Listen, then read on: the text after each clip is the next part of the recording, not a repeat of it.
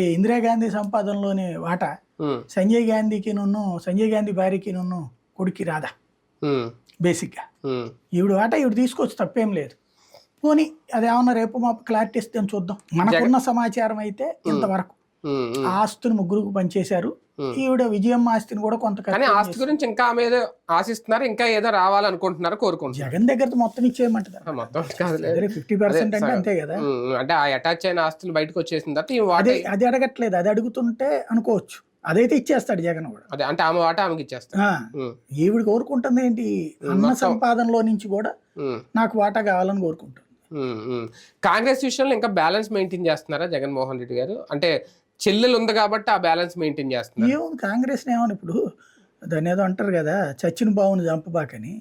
దాంట్లో ఇంక ఈయన ప్రత్యేకించి టార్గెట్ చేయాల్సి వచ్చిన తర్వాత ఏమన్నా కొంచెం లేచి బొసలు కొడుతుంది. బొసలు కొడితే అది కొట్టిస్తున్నటువంటి వాడికి తెలుసు. అదే అంటున్నాను, అదే కొట్టిస్తున్నోడు చూడాలి. ఆయన ఎందుకు ఫీల్ అవ్వాలి, దానికి భయపడాలి? బొసకు భయపడే రకం కాదు కదా శాలిటీ. అంటే చంద్రబాబు గారు జోబులో పార్టీ కాంగ్రెస్ అదే, అది కామన్ డైలాగ్. అంటే వాళ్ళంతా ఒకటే అని చెప్పడం కదా, నాకు వ్యతిరేకంగా ఇంతమంది తయారయ్యారని చెప్పడం. అంటే షర్మిలను కూడా కూటమిలో ఆ గాడిలో కట్టేసారు. ఎప్పటి నుంచినో చెప్తూనే ఉన్నాడుగా, కొత్తదేం కాదు అది. షర్మిల మా చెల్లెళ్ళు అటు కలిశారు అని చెప్తున్నాడు కదా.